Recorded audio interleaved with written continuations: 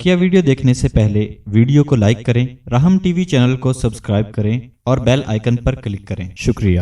سے آپ سے ہم دریافت کریں گے آج ایک یہ خصوصی سوال میں ہے کہ حضرت ہم یہ دیکھتے ہیں کہ تمام سلسلوں کے صوفیہ کرام جو ہیں وہ جب اپنے مریدوں کو ذکر کی تلقین کرتے ہیں تو وہ ایک خاص انداز سے تلقین کرتے ہیں کہ آپ نے یہ ذکر ضرب کے ساتھ کرنا ہے۔ کہ مثال کے طور پہ میں آپ کو اگر دکھاؤں آڈینس کو بھی کہ لا الہ، حضرت یہ سمجھنا تھا لوگوں کو بھی اور سب کے لیے کہ یہ ضربیں لگانا ذکر کرتے وقت کس قرآن و حدیث میں آیا ہے، کہاں سے جائز ہے؟ یہ کیا نبی پاک صلی اللہ علیہ وسلم نے یا صحابہ کرام نے ذکر کرتے وقت ایسی ضربیں لگائی تھیں؟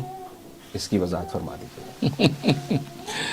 بہت اچھا چون کے سوال بھیجا کسی نے کہ ذکر کی ضربیں جو ہے لا الہ الا اللہ یہ کس حدیث میں آیا ہے یا قرآن کی آیت میں آیا ہے؟ تو پہلا سوال تو یہ کہ قرآن کی کس آیت کے خلاف ہے یہ، یا نبی کی کس حدیث کے خلاف ہے؟ پہلے تو وہ بتائیں ہمیں، یا ہمارا یہ عمل نبی کے یا صحابہ کے کس عمل کے خلاف ہے؟ جب خلاف نہیں ہے تو اس کا مطلب پھر جائز ہے۔ تبھی تو حضرت حکیم الامت مجدد ملت مولانا شبلی تھانوی رحمہ اللہ تعالی نے بات لکھی ہے کہ آج اگر کوئی ایسا عمل یا ایسا نظریہ جو قرآن و سنت کے خلاف نہیں ہے تو اس کا قرآن و حدیث کے خلاف نہ ہونا ہی اس کے جائز ہونے کے لیے کافی دلیل ہے۔ ہاں، کیونکہ آپ ہر چیز کے دلیل مانگیں تو آپ ہر چیز کے دلیل نہیں پیش کر سکتے۔ ہاں یہ کہہ سکتے ہیں کہ قرآن کی اس آیت کے خلاف ہے، قرآن کے خلاف نہیں ہے، حدیث کے خلاف نہیں ہے، ٹھیک؟ اس میں دنیا کی چیزیں بھی شامل ہو سکتی ہے جو دوسری عبادات بھی ہیں، ٹھیک ہے نا؟ ورنہ تو ہوائی جہاز کا سفر آپ کو قرآن حدیث سے ثابت کرنا پڑ جائے گا۔ بالکل، یہ دنیا کے سفر ہوائی جہاز پہ آپ حج پہ جا رہے ہیں، آپ کے قرآن حدیث ہوائی جہاز کا سفر قرآن حدیث کے خلاف نہیں ہے، کس آیت کے خلاف ہے، کس حدیث کے خلاف ہے، نبی کے کس عمل کے خلاف ہے؟ تو خلاف ثابت نہیں کر سکتے، تو خلاف ثابت نہ ہونا ہی اس بات کی دلیل ہے کہ چیز جائز ہے۔ پہلی بات تو یہ، اور دوسری بات یہ ہے کہ آپ کو لا الہ الا اللہ ضرب، یہ ذاکرین جو مشائخ سلسلہ ذاکرین کو بتاتے ہیں وہ ضرب لگاتے ہیں، اس پر تو آپ کو سوال پیدا ہوا۔ لیکن مدارس کے اندر جو حفاظ کرام جو قرآن حفظ کرتے ہیں وہ جو یہ گردن ہلاتے ہیں، اس کا آپ نے سوال کیوں نہیں کیا کبھی کسی سے؟ صحیح۔ اور کب سے امت یہ جو قرآن حفظ کرتی آ رہی ہے، آپ نے کیوں نہیں کہا کہ یہ مدرسوں کے اندر بچے یہ یوں کیوں کرتے؟ ان الذین آمنوا ان الذین آمنوا ان الذین، یہ کس حدیث میں آئے بھائی؟ یہ کیا ہو رہا ہے؟ کیوں نہیں پوچھتے؟ ٹھیک ہے نا؟ تو اگر آپ کہیں کہ جی اس لیے پوچھتے وہ حدیث میں آتا ہے، حدیث ہمیں دکھا دیں وہ کس حدیث میں آیا ہے۔ تو حافظ جو ہے وہ قرآن کو جب حفظ کرتے ہیں، وہ جب اس طریقے سے جب ہلتے ہیں، وہ کس حدیث میں آیا ہے؟ جب آپ اس کو تسلیم کر رہے ہیں تو آپ اس کو بھی تسلیم کر رہے ہیں، ٹھیک؟ اور تیسری بات یہ ہے کہ یہ کہنا کہ نبی کریم صلی اللہ علیہ وسلم نے یہ عمل کیوں نہیں کیا، صحابہ نے کیوں نہیں کیا، انہوں نے کیا تو بتاؤ۔ تو جواب یہ ہے کہ اگر نبی اس طرح ذکر کرتے نا لا الہ الا اللہ لا الہ الا کرتے، یا صحابہ یوں کرتے، تو وہاں سوال پیدا ہوتا، وہاں اعتراض پیدا ہوتا کہ نبی کو کیا ضرورت ہے یار اس طرح کرنے کی، یار صحابوں کو کیا ضرورت ہے اس طرح کرنے کی، ٹھیک ہے نا؟ ایسا دیکھو اندھیرے کے اندر کوئی بیٹھا ہو، چراغ اسی کو جلانے کی ضرورت ہے نا، چراغ جلا کے بیٹھا ہے، ٹھیک؟ اور جو سورج چمک رہا ہے دوپہر کا، سورج کے سامنے چراغ جلا کے بیٹھا تو سوال اس پہ پڑے گا نا، بھائی آپ نے چراغ کیوں جلایا؟ یار سورج، یار دماغ ٹھیک ہے، سوال اس پہ پڑے گا نا، اس پہ سوال نہیں پڑے گا جو اندھیرے میں چراغ روشن کر کے بیٹھا ہے۔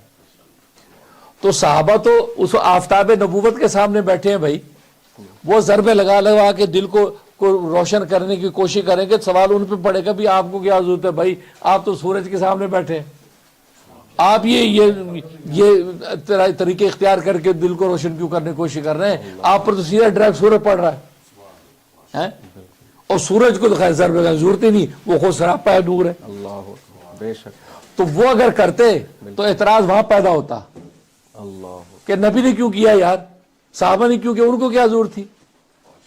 ہاں آج ہم اندھیرے میں بیٹھے ہیں، آج نبی کے آفتاب نبوت روشن نہیں، وہ بادلوں میں چھپ گیا ہے، اب ہمیں کیا کریں, اس اندھیرے میں ہمیں روشنی کے لیے ضربے لگا لگا کے چراغ روشن کرنے پڑتے ہیں. تو دل کے چراغ اس لیے ہم روشن کرتے ہیں کہ آج وہ آفتاب نبوت نہیں ہے, لہٰذا ضربے لگا کے ہم جی اپنے دل کو روشن کرتے ہیں, تزکیہ کرتے ہیں. تو ایسے طریقے اختیار کرتے ہیں جس سے ایک خاص نقطے پر توجہ کر کے ضرب لگائیں جس سے وہ روشن ہو.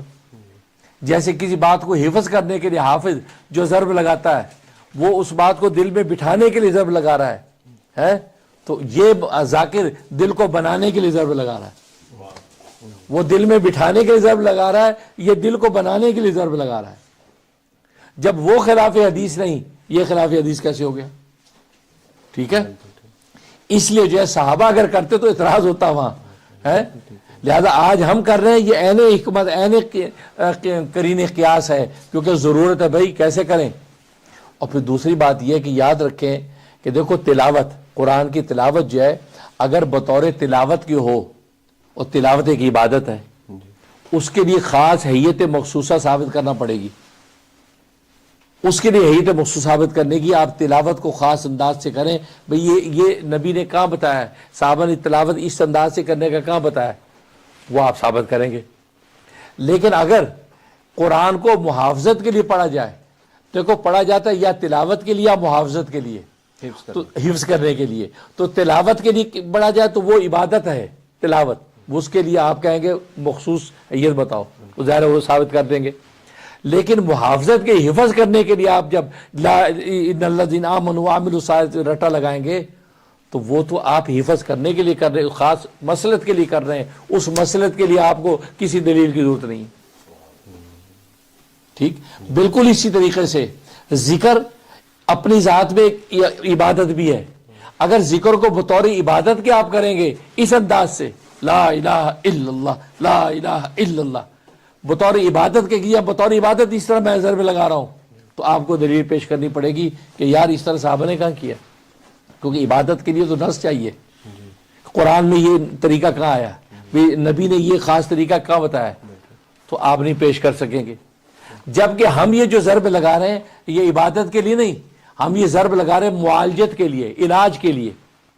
یہ معالجت کے لیے ضرب لگ رہی ہے, ہمارے دل کا علاج ہو رہا ہے کہ دل کا تزکیہ ہو رہا ہے. کیونکہ انسان کی نفسیات ہے, ایک ہی چیز پر فوکس کر کے جب ضرب لگاتا ہے تو وہ دل جو ہے نا وہ اس پہ حرکت جو بھی پیدا ہوتی ہے, لہذا اس میں سے غیر اللہ نکل کے اللہ کا نور اس کے اندر پیدا ہوتا ہے, اس سے لگاتے ہیں. تو لہذا جو ہے وہ بطور عبادت کے کریں تو آپ کو دل مانگنے کا ہے, لیکن جب آپ بطور معالجت کے کرتے ہیں ایک خاص اور مسئلہ مقصود ہے, لہذا اس کے لیے کوئی دلیل کی ضرورت نہیں, ورنہ آپ کو حافظ کے لیے دلیل پیش کرنی پڑے گی. ٹھیک. اور تیسری بات یہ ہے کہ ان تسبیحات میں 3 ذکر ہوتے ہیں عام طور پر, لا الہ الا اللہ, اور دوسرا الا اللہ, اور ایک اللہ اللہ اللہ یا اللہ اللہ. 3 مرحلے نا, یہ 3 مرحلے اس لیے ہوتے ہیں کہ اصل میں اللہ تبارک و تعالیٰ کی ذات کے حوالے سے 3 منزلیں ہیں. 3 منزلیں, ایک وجود ذات, ایک ثبوت ذات, اور ایک جو ہے مقصود ذات. تو جب لا الہ الا اللہ لگاتے ہیں نا, جب بندہ ابتدائی سلوک میں داخل ہوتا ہے اس کے سامنے تو بہت مشاہد ہے نا, مشاہدے میں بہت کچھ ہے اس کا, سب کی نفی کرنی ہے. تو لہذا اس کو وجود ذات کو اپنے دل میں بٹھانا ہوتا ہے پہلے, کہ اللہ کے وجود کو دل میں بٹھا کے باقی کے وجودوں کو کل عدم کر دوں, تو اس کو پورا کلمے کی مشق کرائی جاتی ہے. لا الہ الا اللہ لا الہ الا اللہ, سب کے جتنے وجود ہیں نفی کر کے الا اللہ کے وجود. تو یہ پہلی منزل جو تھی لا الہ میں, یہ کیا ہوتی ہے, وجود ذات. وجود ذات, اب وجود ذات کسی حد پہ حاصل ہو گیا, اس کو کافی نفی ہو گئی, اب یہ ایک خاص منزل پہ پہنچ گیا ہے. اب دوسرے مرحلے میں اس کو اگلی مرحلے میں مشق کرائی جاتی ہے ثبوت ذات. اب الا اللہ اب لا الہ میں سارے ہٹا دیے, اب الا اللہ میں ایک اللہ رہ گیا نا, اب ثبوت ذات.